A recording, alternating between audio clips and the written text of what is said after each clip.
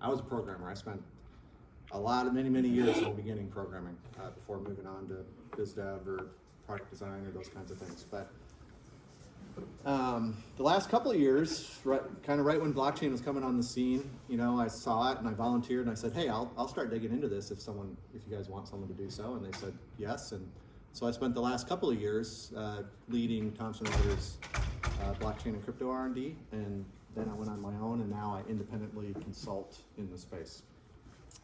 And I got involved into Bitcoin fairly early, which I'll tell you about in just a second. What's sort of my Bitcoin story.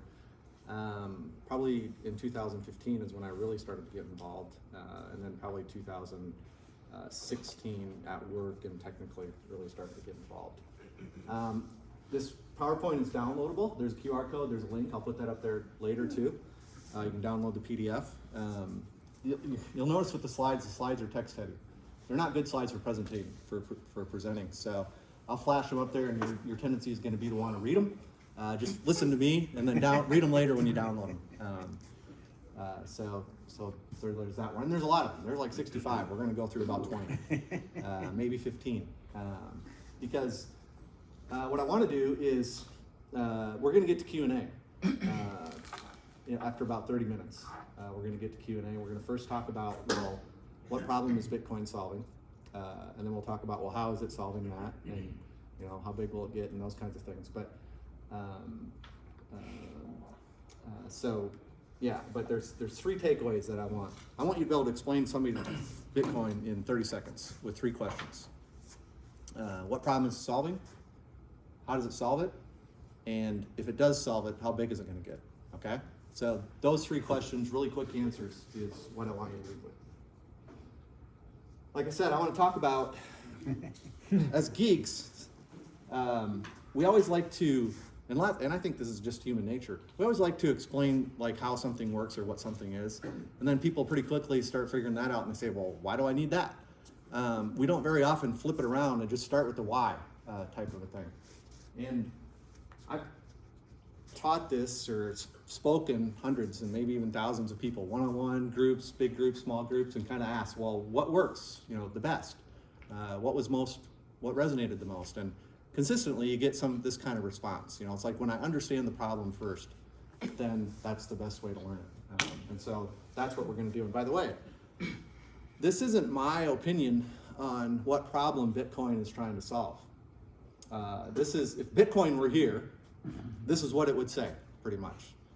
If you go and read the earliest white papers, if you go and read and listen to what the industry is doing and what the industry is saying, there is a very distinct problem that gets talked about over and over and over again. And that's what we're going to talk about. Okay, so I'm going to tell you my Bitcoin story, and it kind of starts with this quote from The Matrix. What you can't explain, but you feel it. You've felt it your entire life, that there's something wrong with the world. So this is kind of how I felt in 2008. I thought, man, there's something wrong financially in the world. I don't know what it is, but something is going on, and I can't explain it, and I need to understand it. I felt like if I don't understand, I'd talk to professionals or talk to people who are money managers or even helping me manage my wealth, and they didn't have a good answer. Shrug their shoulders, market goes up, market comes down type stuff. And I said, I need to understand this. So I went down the rabbit hole on a lot of things. On finance, on inflation, on debt, on central banks and where they came from, on government policies, and all sorts of topics like that. And when you do that, it's very enlightening, but it also scares you. Because you think, man, this is how it works? This ain't gonna last. This is gonna collapse next year. And then you learn, well, it's just new to you. This stuff's actually been going on for a while, and there's lots of cycles that happen. But that's essentially how my Bitcoin story started. But I found Bitcoin pretty early, and I said, no way, that's a scam, won't work, never successful, never gain traction. And I had someone chirping in my ear saying, John, you got to check this Bitcoin out. John, you got to check this Bitcoin out. And I ignored them. And they proved me wrong, and after a few times, I said, okay, I need to go check this out. And so that's when I went down more fully. Really quick, if you're sitting there and you have this perception of crypto, you're right. because that's how it started. And by the way, criminals are usually users of good technology first. But from a Bitcoin perspective, 13 years old now, this stuff is addressed. You don't have to worry about it. This is regulated. And I bring this up just in case this is a big block. Other cryptos, there's definitely things that you need to worry about. You know, it's not clean. There's still lots of things developing in that space. But from a Bitcoin perspective, just at least set this aside tonight if this is a big blocker. We can talk more about this later if you want. Okay, so what's happening generally? We got the internet, this layer of software, and I'm oversimplifying. When the internet was designed, the people that designed the internet knew that they needed things, but they didn't have the tech to put it in there. They needed payments. They needed a way for people and data to be trustworthy. They needed a way to stop the bad guys from attacking and from spamming and those kinds of things. But it didn't exist. But since that time, we've been getting more and more technology, and blockchain was another piece of technology that allows us to address those issues. And so I put this blockchain stuff, and that's the underlying technology to Bitcoin, into three categories. And they're in the order of what I think is going to be the biggest impact in the world. First is Bitcoin. Second is every other crypto. And third is sort of the enterprise blockchain, or it's kind of the non-crypto transactions.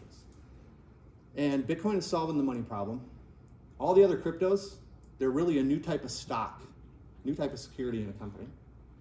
And the third case is really all about making data people more trustworthy. So you see your icon in your browser with the little padlock and you say, oh yeah, that's safe, right? You don't know why, but you just say, that's safe, I'll trust it. You'll start to see more icons like that around people, around information, that give you information and you learn what you trust more based on provenance and those kinds of things. That's sort of the enterprise case. We can talk more about that. I'm going to talk mostly about Bitcoin. In the Q&A, we can compare and contrast that and talk about those differences, but there's pretty big differences between those three categories. Okay, so what problem is Bitcoin solving? Don't read the text. Bitcoin is solving, the first way to say it is the money printing problem. Our money is broken, and the reason it's broken is because it has become unsound, unhard. And we're going to talk about what that means, okay? But it's really important to understand this first. This is a problem that, the billions of people in the world don't understand, or they don't care about. They don't think about it. It's not something that we're taught. It's not something that you think about. It's not something that you really realize until you start digging into it. How does Bitcoin solve this problem? So question number 2, the most important way is the 21 million cap on the number of Bitcoins, okay? Generally speaking, think of Bitcoin network as a bank that has a monetary policy of 21 million. We're going to get more into that too. But that's the short answer to the first 2 questions. So if Bitcoin continues to be successful, there's some statements you can make. And if it achieves its goals.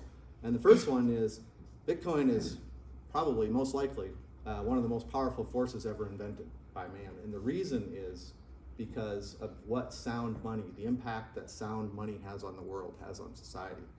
And just for example, ensuring freedom, peace, wealth, fairness. If you can't print money, you can't have endless wars. If you can't print money, you can't help the wealthy who are close to the money supply use fake money to buy assets and cause the wealth gap. We're going to get a little bit more into those things, but those are some examples.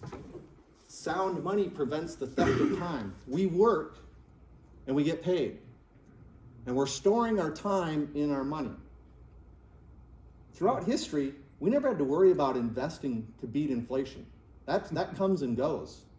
When you have sound money, people can just put their time into money, and that money at least maintains its value, or it even grows a little bit, and you can buy things with more things with that money. Sound money prevents the theft of time, and Bitcoin is the best sound money technology ever. Why is that? Let's talk a little bit about money. So we never used to have money early on in the world. It was bartering. If I grew apples, somebody else made lumber, somebody else raised cattle. If I wanted cattle, and the guy didn't want my apples, I had to figure out what he wanted and cause, a 3-way or 4-way trade. That's bartering. It's inefficient, relatively speaking. When you introduce money into that equation, if somebody pays me money for my apples, now I can go buy anything. Money was a really, really cool technology that was invented in terms of efficiency, in terms of economic growth, in terms of wealth growth, and those kinds of things. And early on, before the world was well connected, money took all sorts of forms. It was beads, seashells, rocks, all sorts of things. It was whatever the isolated communities found to be scarce. So you didn't live by the ocean, lived in the mountains, you found some seashells. People thought, wow, that's cool. Because it was scarce, they would start using it as money. Then some explorers would come along, see they're using seashells. The next trip, stop at the beach, load up on seashells, bring them in, destroy the economy because they're printing money.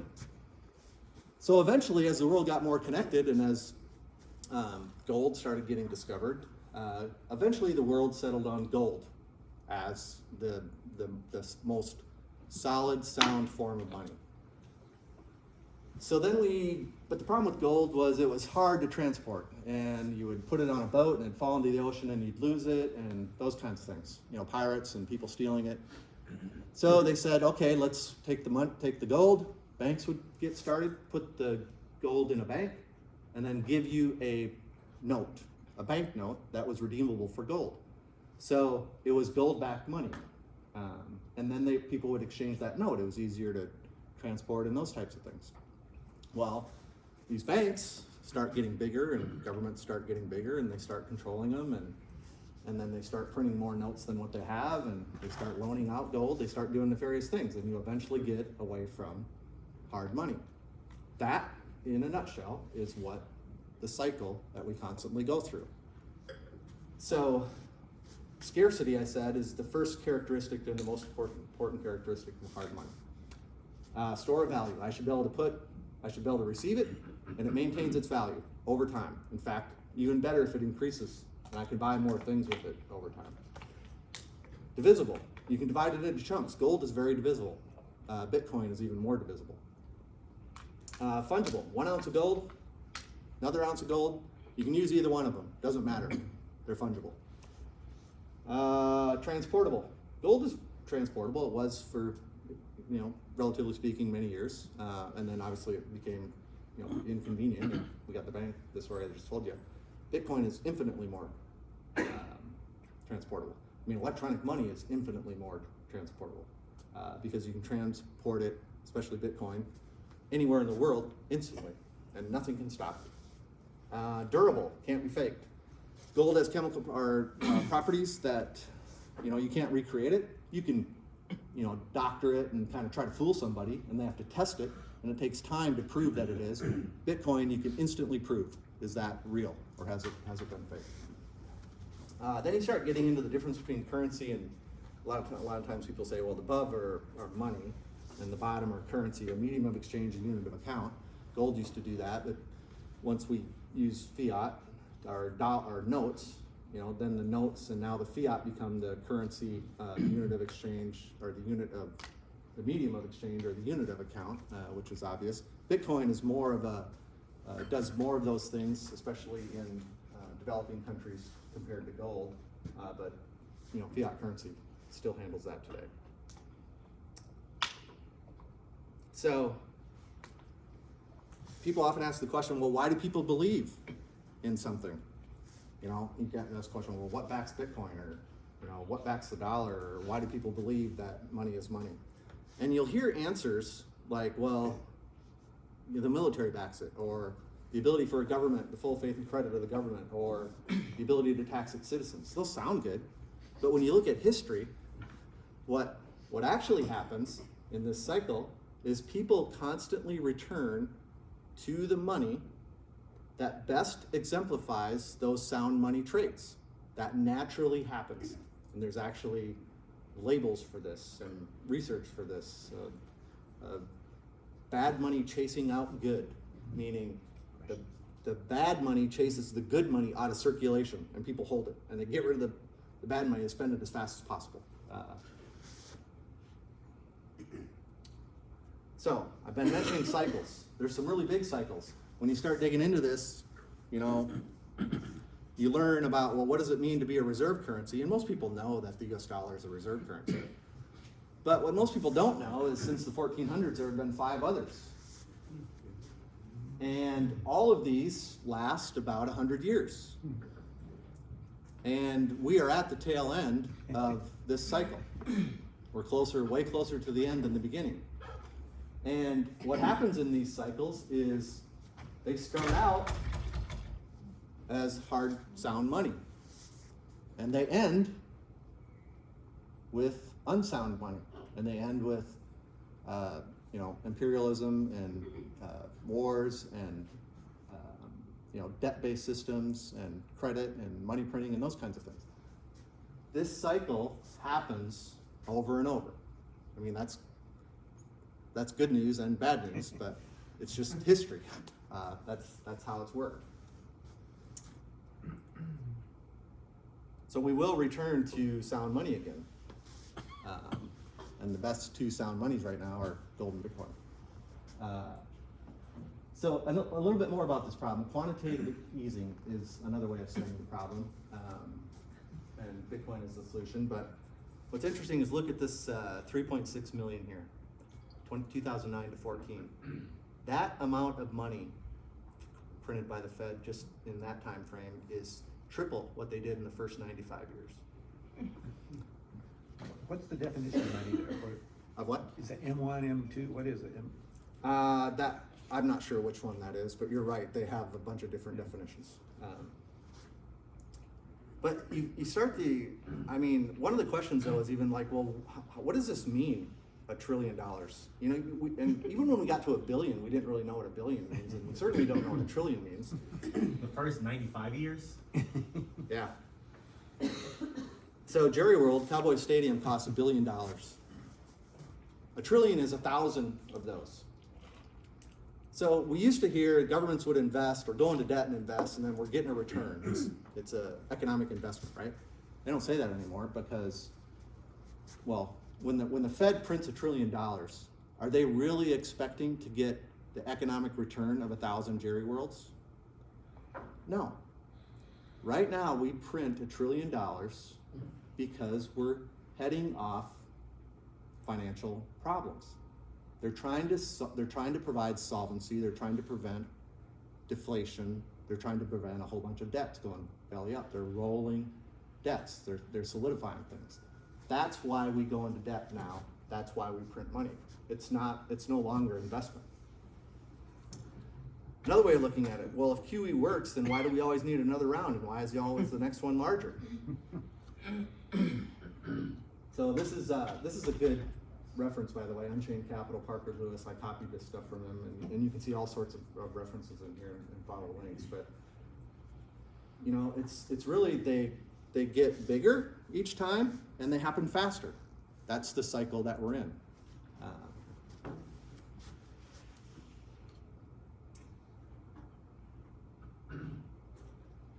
Debt. 300 trillion debt globally. This is personal, corporate, sovereign, government debt. That is 4 times the GDP. So you can kind of look at this as well. We have to work for 4 years and give all of our GDP to pay off the debt.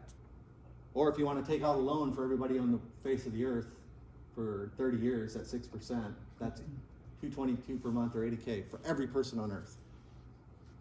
Never be repaid. All right, let's look at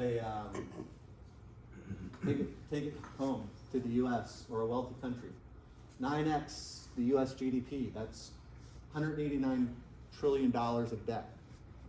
This is personal, corporate, government total.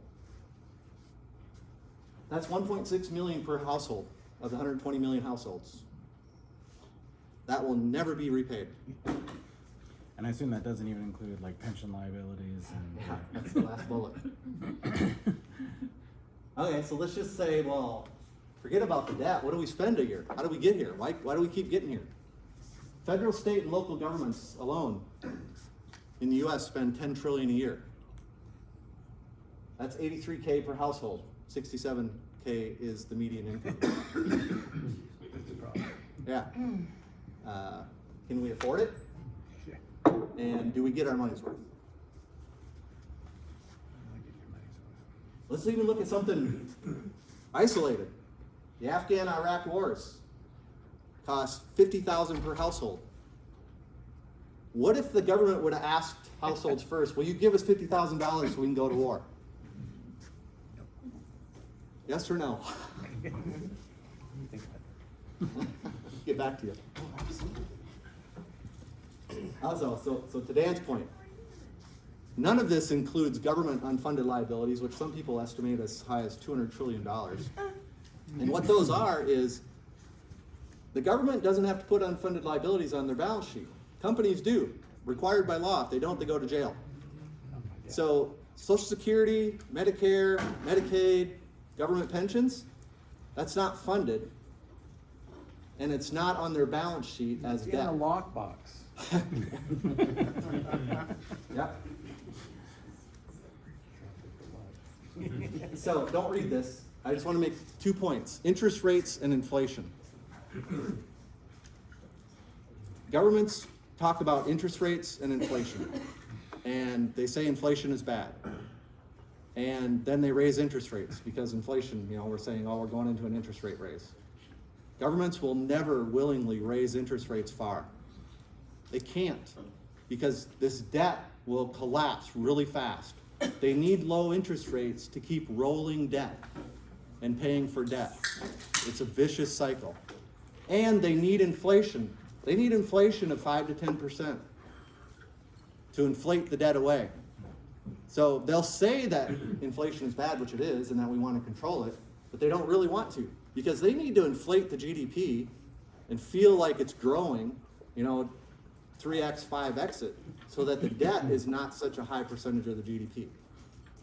And one of the other things, they're paying back money with cheaper money. Paying debt with cheaper. Yeah, they want to pay debt back with money that's literally worth less. Today, Or worthless. They said that was 7% inflation, which is on the low end. Yep. And speaking of inflation, we have lots of double-digit inflation around the world already. Even in the U.S., the CPI is constantly manipulated in terms of what gets put in there. And there's all sorts of inflation. There's stock market inflation. There's real estate inflation. But you can even get government data. There's a lot of truth in government data, but there's also just some untruths that they slip in there. And when something is true, it's easy to believe untruths, I find. But there's a lot of inflation that you can get from government data in different categories, all dating back all the way to 98 and earlier, really since 71, since we left the gold standard. So speaking of 71, so if we were still on the gold standard, inflation or Bitcoin wouldn't exist, because you wouldn't need it. And when you want to go and see what happens when you leave sound money, go to this website, WTFhappened1971.com, and start to see graphs that show you the things that skew and the things that happen. Okay, so you're sitting there saying, John, that's enough. I thought we were talking about Bitcoin. I'm getting an economics lesson here. But what's really important is Bitcoin is the only one that's trying to solve this problem. The other cryptos are trying to solve a totally different problem. Okay? And it's interesting and it's a hard problem to solve, but Bitcoin is the only one trying to solve this problem. So how does it do it? Well, the first thing is Bitcoin is not just a rabbit that Satoshi Nakamoto pulled out of his hat in 2009. Satoshi Nakamoto is the pseudonymous creator of Bitcoin. And he left the Bitcoin project after 3 years because he knew that it couldn't have a figurehead. It couldn't have someone in charge. And the community completely took over from that. So no one knows who that person is. It's a synonym, okay? So, but it's not a rabbit that Satoshi pulled out and said, here, Bitcoin, I release it to the world. It was actually 40 years in the making. There was a whole bunch of technology and a whole bunch of even other Bitcoin-like projects that were tried that failed. Satoshi just found the final ingredients that made it work, but more importantly was the timing. It was during the 2008 financial crisis.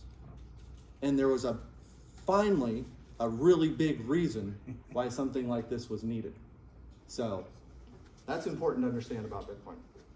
Now, what is the network and how does it work? So everybody knows that Bitcoin is this, there's a whole bunch of these servers, tens of thousands of them out there, and they're all running this software, right? Okay, so just think of that, and it's not controlled by anyone. It's not controlled by a government or a bank or an entity or an individual or a single group. It's this very loose, very democratic, globally people involved that have Bitcoin, that are incented by Bitcoin, that the miners, the developers, the investors, the people building on top of it, all have a say in what happens. And that's why things don't get done quickly. And they're incented, they're protecting their interests, okay? That's how it works. But it's this group of computers, and you look at this group of computers and this software, and the first thing you want to think of it as, it's a global bank. That is a bank. And like I said before, it has a monetary policy of there's only ever going to be 21 million of these. It enforces that policy. And everybody involved protects it with their life because it's worth that to them. That's the incentive. Then it also has a ledger. Every one of those computers has a copy of the ledger. If I open an account with the Bitcoin Bank, I get a ledger, I get an account, and it keeps track of the Bitcoin that I receive and the Bitcoin that I send. So it's my balance sheet, or my bank statement. So it gives me a bank statement. How much Bitcoin do you have? Where did you spend it? What are your transactions? That's what Bitcoin is in the simplest terms. It's a bank that has a monetary policy and a ledger to keep track of who has what. Now, how does it work? So if I want to send some Bitcoin to Sally, I use my app and I say, okay, send Bitcoin to Sally. What my app's going to do on my phone is it's going to talk to one of these servers and it's going to say, here, execute this transaction. That server is going to tell his buddy servers. It's called gossip, and they're going to gossip the transaction, and they're going to gossip the transaction. So the transaction will get to all the computers really fast because gossip is really fast. So then there's a pool of these transactions that are waiting to be processed. And one of the servers, or servers even work together, they'll group the transactions together into what's called a block. They'll take 2,000 transactions and put them into a block, okay? The blockchain is one block of 2,000 transactions, another block of 2,000 transactions, another block of 2,000 transactions, and they're linked together, a chain of blocks, okay? So they create this block that they want to put on the chain, and then they got to go to work. They got to do work. So the analogy is, if I want to go mine gold, I need to spend resources. I need to do work to get it out of the ground. And then I have the gold and I can do something with it. Well, the work that they have to do, they create this block, and now they have to go to work. The work that they have to do is solve a math problem. The resources they have to spend are electricity and compute resources.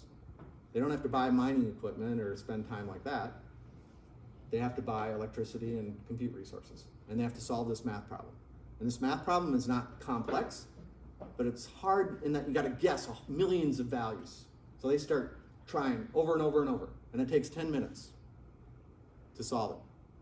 And then they solve it and they raise their hand and they say, I solved it. Very quick for the whole network to verify, yep, they solved it. Okay, they get to put the block on, and they get the mining reward. Every block comes with 6.25 Bitcoin, which is, I don't know, $250,000. So they get that reward. They mined that 6 Bitcoin. That's why they call it mining. So why this electricity? Why this math problem? The reason is that is what provides the security. So if someone wants to attack the last block, they got to do all of that mining over again.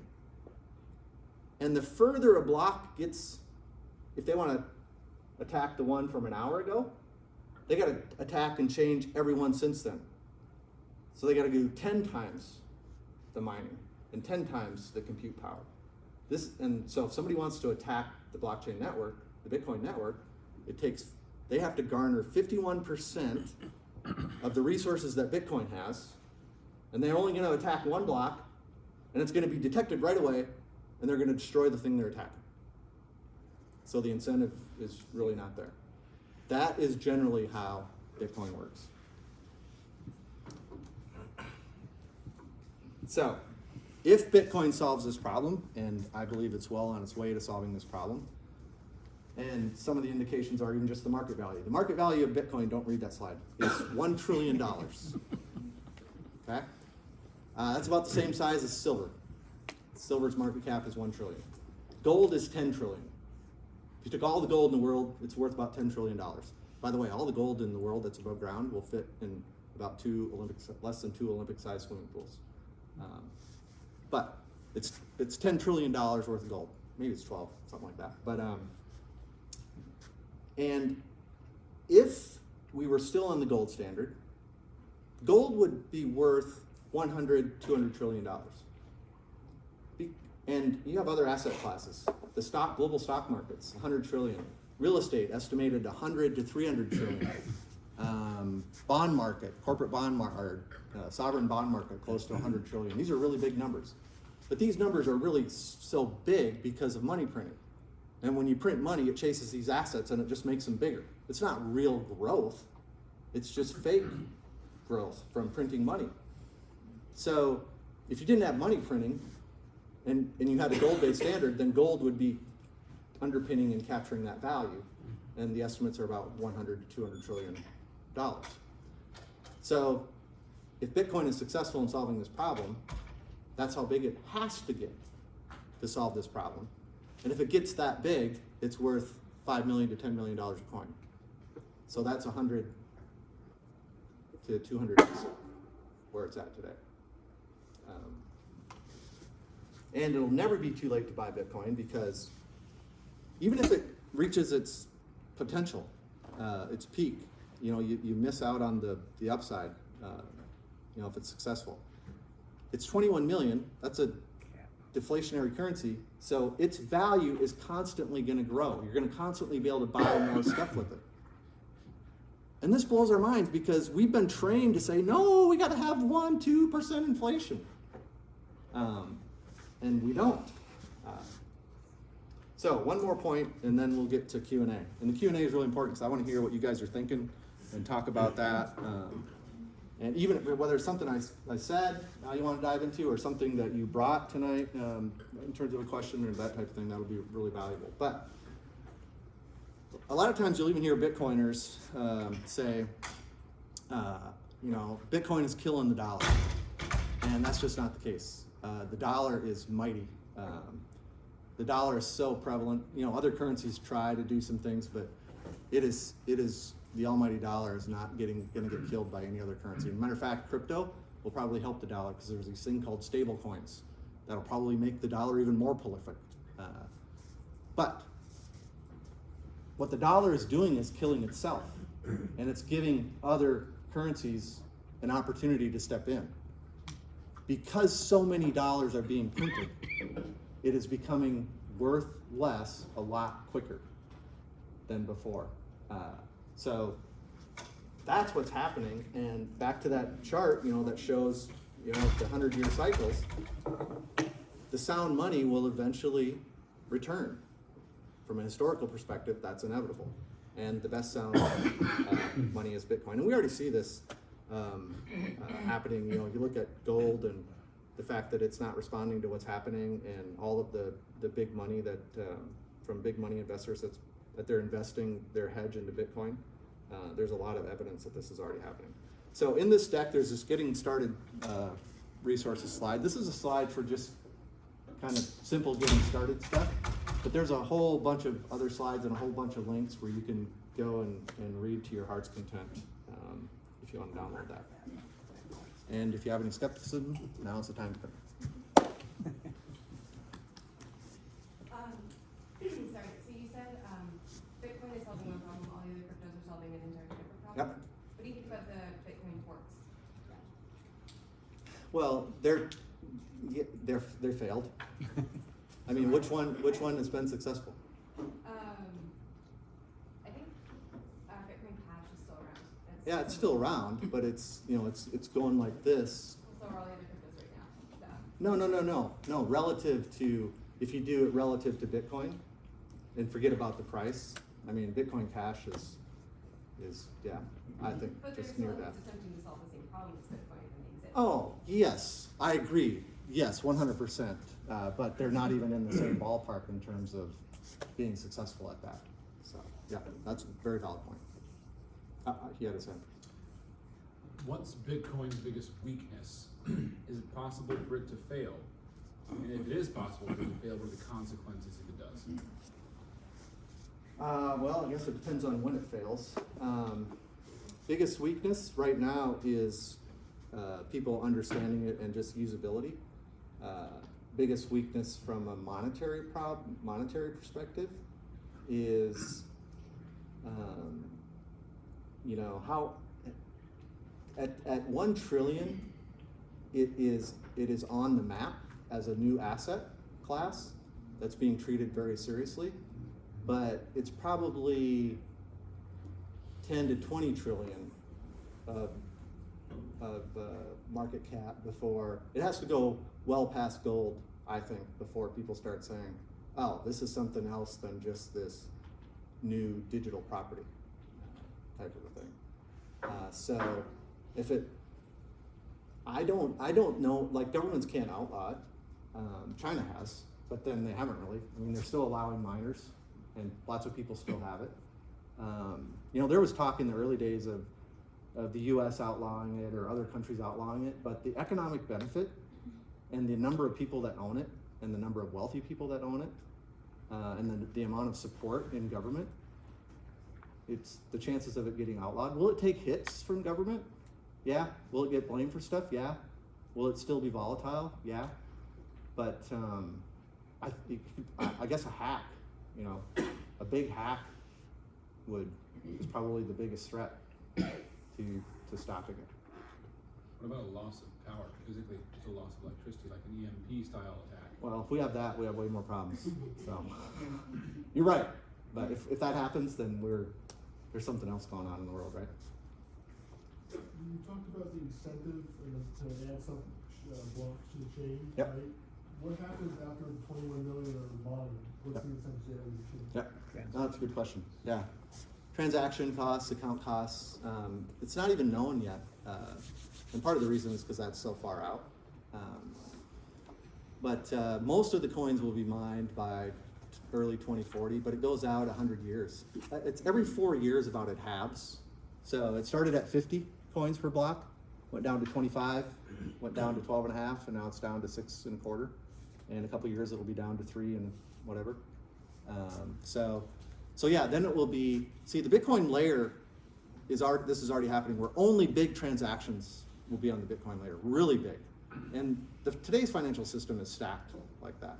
And there will be lots of layers on top, and there will be lots of, when you get 3 or 4 layers above, lots of solutions, Visa, MasterCard, PayPal type solutions that are processing payments in networks, and only the really big payments settle at the lowest layer. And the transaction fees on that will be huge. It will be $10,000 or $1 million a transaction. I mean, there'll be $1 billion transactions, that type of thing. Yep. I guess my question, if it's a trusted store of value, then why would you ever sell it? Because it seemed like to me you could buy as much as you want, or buy what you could get and then get loans against it. Yeah, a lot of people, they won't sell their Bitcoin. They will only borrow against it, people that have a lot. But most people won't do that. So Bitcoin is likely going through this S curve. This is a very standard curve, adoption curve. And the rule is, however long it takes to get to 10%, it takes the same amount of time to get to 90%. But you have exponential growth here. And you can see this curve happen This is a very standard curve that's taught in business school. You can see this curve happen all over the place. So we're someplace, you know, are we here? We could be. It's really hard to tell. We probably are. And that means that we're on this exponential growth path. And what that means is more and more people are very going to quickly come into possession of Bitcoin.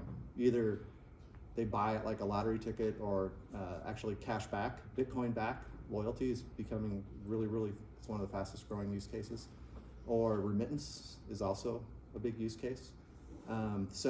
Or even just people getting paid in Bitcoin. So the number of people that have it is growing really fast now. They have to spend it because they don't have a choice. It goes up, they say, woohoo, I'm gonna go buy something. It goes down, they say, I'm scared, I'm getting out. For whatever reason, the more people that have it, they aren't gonna be hodlers. It's gonna spend, which is really ironic because initially it was, well, it won't be successful until you buy a coffee, right? And then it switched to, well, that was dumb. It's really this first to store of value, you know, hodl it, nobody spends it.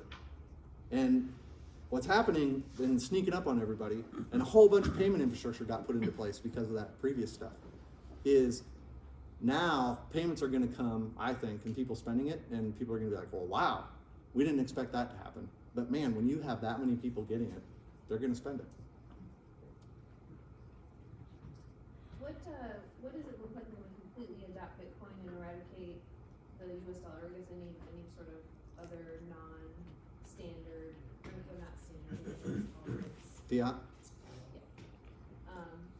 I What don't does it look like? Like, let's say we do solve the problem. Like, what does the economy look like? Is there really going to be a wealth gap decrease? Oh. And more importantly, what's the government going to do? What are they going to argue about? Well, government will have to be a lot smaller. I mean, you can look at points in history when this was true and see what it looked like. And really a good way is to go look at that WTF happened in 1971. Okay. And you look at those charts, and there's wealth gap charts out there too. And you can see, you know, kind of where things would return to. I think there's some, you know, the transition hopefully is peaceful and easy. It hasn't been historically. I was going to say, those that have a lot of money, I feel like that would be Yeah, very hard to I mean, let go of. yeah, debt will have to deflate, and those debt holders will lose a lot. Do you see, when you see like El Salvador, places that have, well, yeah, any country that's high inflation, dependence on World Bank, you know, US, Europe, etc., right? Probably see some opportunities to go to Bitcoin, right? And then also on the lower economic, you know, the fact that many are in bank and they can use that for commerce and remittances, etc., right? What do you see, how do you see that playing out in affecting the Bitcoin adoption? There was another country that just announced today, I think, that they were copying the El Salvador plan. I can't remember, it wasn't a real big country, some small country. So I'm guessing the small countries will keep doing it. And how that affects Bitcoin is it's just more adoption. It's just the natural adoption curve.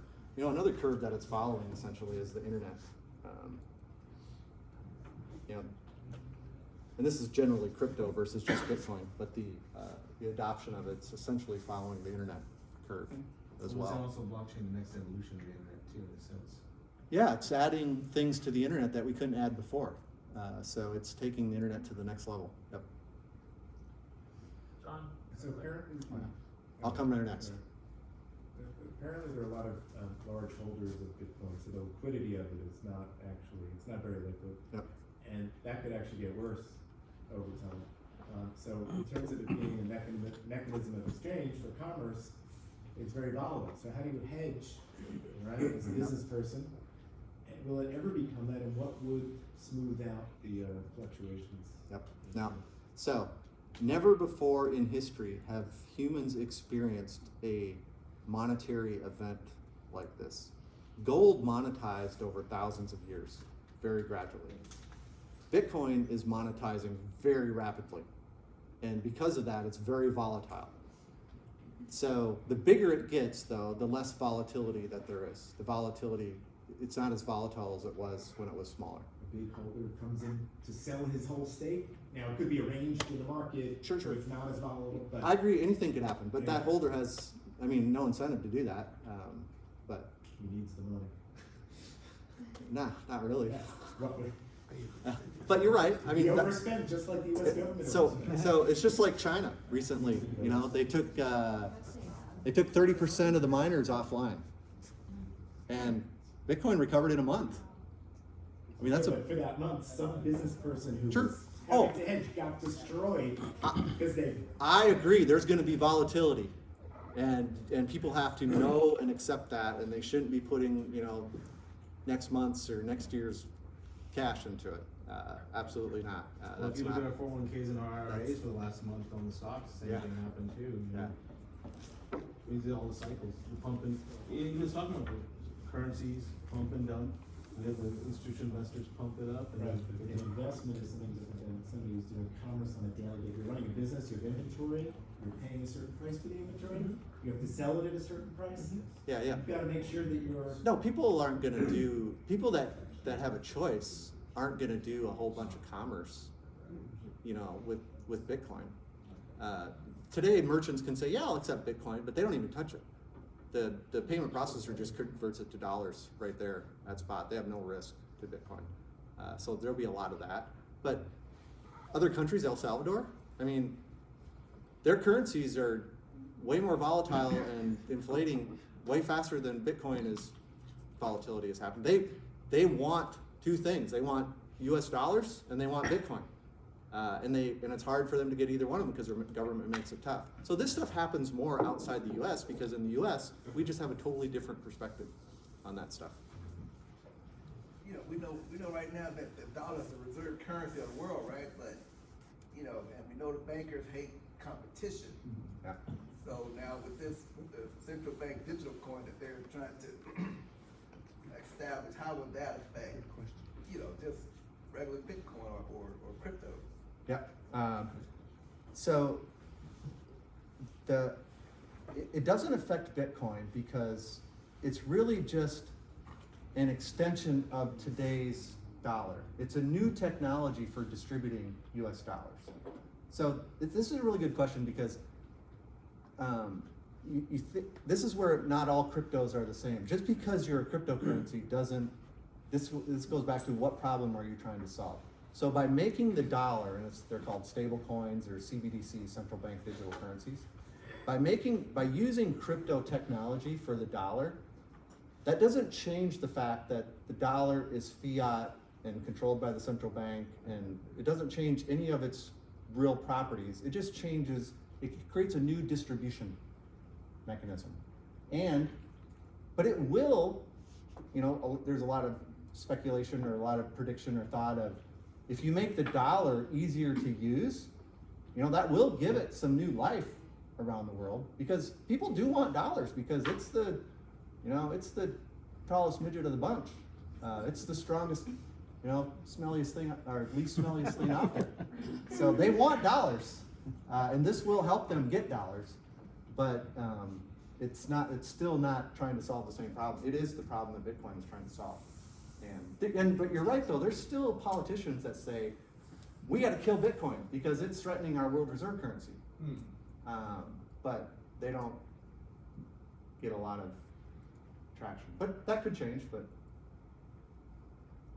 So, I know you have a big thing about how you can't inflate Bitcoin because it is stuck at 21 million. But isn't the infinite divisibility method of inflation, because it can be divided down to billions of a Bitcoin? Can't that be treated as a way of inflation? Like, couldn't a country, force all their citizens to only use their? I'm a bit, postulating, but because it can be divided down, they could then inflate it up. If they force them down to billions and then over time they bring it back to millions. The only way they could do it is if they, I mean, it's the same thing that people did, no, not just because it's divisible, because you're not, to your point, you're still not, you're just, if you divide, so today Bitcoin goes to the 8th decimal point, 100 million Satoshis they're called in one Bitcoin, okay? If you make that 1 billion, then you've just created a smaller denomination that will buy less. You haven't created money. Right, but it's within. If they peg a fiat to Bitcoin, so they say one of our fiat dollars is worth 1 Satoshi, and then they say later 2 of our fiats are worth 1 Satoshi. They could do that. Then they're not inflating Bitcoin; they're inflating their fiat, though. But no, but just because it's divisible, no, it's not inflatable. Yeah, another way to think about it, if you go to the gold store, you buy a gold bar, right? They divide it into various denominations, whether it's coins or even the smaller. Yeah, it's still coins. 1 gold bar. And sometimes the smaller coins are actually worth more than the whole gold bar, right? And so, but it's not inflationary actually, it's actually the smaller coins. I think when it was $30 an ounce when Nixon took us off for 35. They're somewhere around there, yeah, now all that value came to gold, $2,000, right? So then now the smaller coins are worth more. Yeah, there can be a premium on it, but it's collectibles and that type of thing. I'm saying they just. Is there anyone over here before I leave this side? I guess I understand, but I feel like there's some manipulation. Like if they closed off and they only said there's only 1,000 Bitcoins in our country, which there is because there's only 21 million in the whole world. But if the whole world got taken over and then they said, okay, now you're only using billions of Bitcoins, and now I'm getting a feasibility. I just don't think it's entirely impossible that it can be inflated. If the whole process can be controlled, then I think it could be manipulated. Yes, the 21 million is essentially only, it's programmed in the software. Right. And you can change the software. Yes, but there's actually a whole slide on what protects that. And you start to get pretty That's not really what I'm getting pretty at. technical. I'm more trying to say, if someone could say, okay, give me all your Bitcoins, all of them, all 21 million. And No, then they only partition them out, or portion them out. No, the only way to attack it is to change the software. To change the 21 million is to change the software. Get all the miners to agree. Yep. Well, one difference between gold and cryptocurrency is obviously cryptocurrency is technology based, which is always changing. Some of the newer cryptos, for example, seek to solve some of the problems that weren't solved by Bitcoin. For example, privacy. I mean, it's pseudonymous, but there's privacy coins that are coming out. There are things that try to solve the electricity problem. A lot of people argue in the amount of power that's used in doing the calculations. Things like allowing for more transactions or faster block times. There's all these other currencies. Obviously, Bitcoin has first mover advantage, but how would you answer the argument that Bitcoin will eventually be supplanted by something that solves some of these other issues? Yeah, you asked a lot of questions in there. So first of all, Bitcoin can adopt any technology that any of the other ones have. And so you have to 10x something to replace it. And it's really, really hard to 10x what Bitcoin has. The second thing is Bitcoin is the only network that was able to start the way it did, and really in a fair way, because it was the first one. So all of the coins were mined. There was no pre-mine, and so it was all distributed, as fairly as possible. And you can't recreate that, and that's actually really valuable in the network. The network effect of Bitcoin as a money is really, really big. The proof of work and the electricity thing, Bitcoin actually doesn't use that much electricity. 188 terawatts, and you compare it to other things. Christmas lights use more electricity than Bitcoin. When when you really start using something is when you really start causing innovation. Bitcoin will probably cause more innovation in the energy space than anything ever in the history of the world. Isolated energy, stranded energy, it's 40% renewable. It uses wasted energy. 2% of the 65% that's wasted. 65% of the energy that's produced today is wasted. Bitcoin uses 2% of that. It's the first time you can actually put something of value next to an energy source that's stranded. So people are putting it next to natural gas burn-offs, flares. They're putting it next to thermal sources. They're putting it next to waterfalls. And the economic development from that is mind-blowing. So there's a really good energy story. Proof of stake I think proof of stake is going to be successful. I don't think it will be for a monetary system because proof of stake is too much of the wealthy are in control because they're the ones that are staking. And it's not as secure. It has not proven itself to be as secure yet because with proof of work, you have to redo work. With proof of stake, it's just a matter of spending money to influence things. So I think there's a place for proof of stake. It's not a threat to Bitcoin, and the transaction stuff will just be layered. Like I said before, the bottom layer is just really big transactions. But that's some of the answers. But I should ask. Okay, go ahead. Go ahead. What's the incentive for a miner as the rewards go down to essentially zero at 21 million? Why would somebody keep mining? Yeah, the transaction fees will get really big because it's going to be really big transactions. So transaction fees will make up for that. They may even have account fees. It's like if you're storing $100 or $1 billion in the Bitcoin network, it's providing you a service. It's protecting your money, and you start paying account fees. But it'll probably just be transaction fees. Okay. Yep. I just had a quick question. We put up that slide on the terawatts that Bitcoin uses. Yeah. You're referring to the Bitcoin itself, not the mining of the Bitcoin, right? No, this is the mining. So how come all we hear about is that it uses the energy of a small city? It to does. mine? It's worldwide. And that's less than Christmas lights. Yes. There's hundreds of cities. Yeah, it's worldwide, so it's. Oh, you mean in aggregate? Yeah. Christmas lights. Okay. Not just Dallas. I don't know. Well, if you go to some houses in Plano and Highland Park, you can probably see that. There's one on Deloach that has all of it. Bitcoin is the energy that it uses is small, but it's so worth it when you start investigating what it's doing with that energy. And the thing is, Bitcoin is so transparent about its energy use. You start looking at other things that use energy, it's really hard to figure out how much they're using. I mean, try to calculate how much energy the US dollar uses.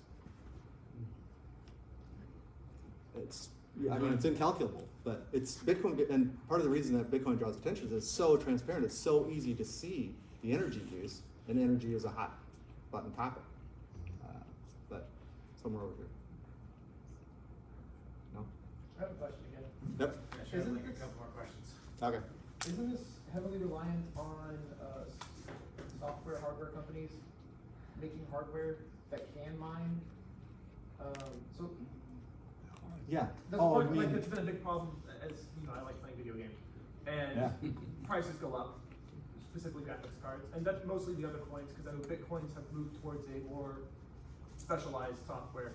But isn't that heavily dependent on those specialized companies generating or creating those Yep, products? that problem, so there was a lot of reliance on one company, is I think your point? NVIDIA, Yeah. Yeah. Well, even That the was like China company that produced the Ant and NVIDIA but Bitmain, yep. It's part of economics of when supply is low and demand is high, price will be high, and there's going to be a shortage, and eventually, because of that, more and more capacity is brought online, and that's what we see happening. Well, I was more thinking in the way of the price of Bitcoin affecting the price of those very specific goods, which affects really the entire computer industry in general, which then affects everything else. But if the price of Bitcoin goes up to say $5 million, all of a sudden everyone wants anything that mines a Bitcoin at all. And now those prices get extremely inflated, and USD obviously. you know, so that people can buy those coins.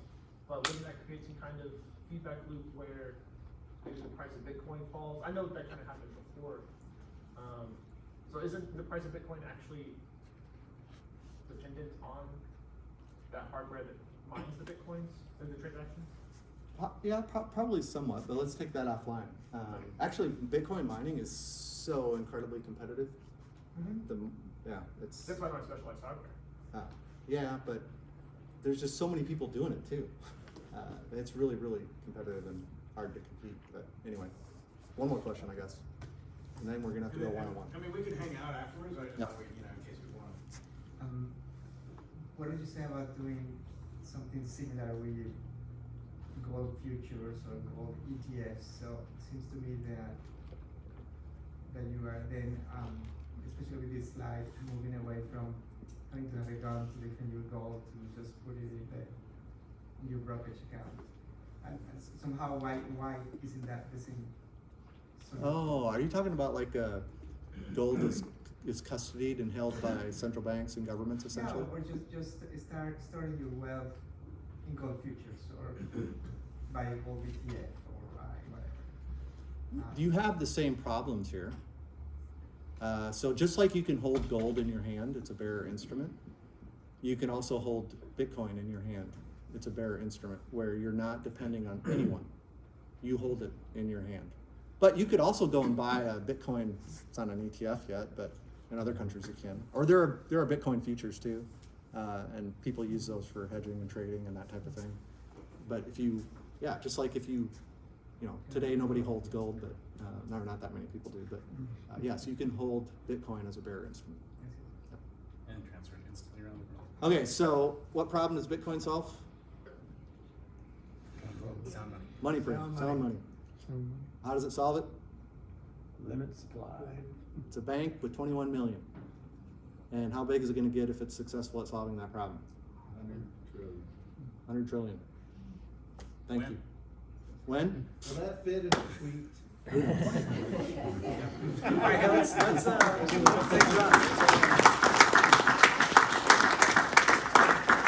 So we can hang out for a while. Are you able to hang out for a little bit and chat? So feel free to hang out and chat. But again, thanks for coming. First, I guess, event of 2022, which I'm sure will be a great year. We'll see. Certainly for Bastiat to say it will be. But thanks again for coming, and hopefully you'll join us at future events. Can you explain how I understand there are limits to the number of transactions that Bitcoin can handle, and so you end up with these sort of pooling structures. How do those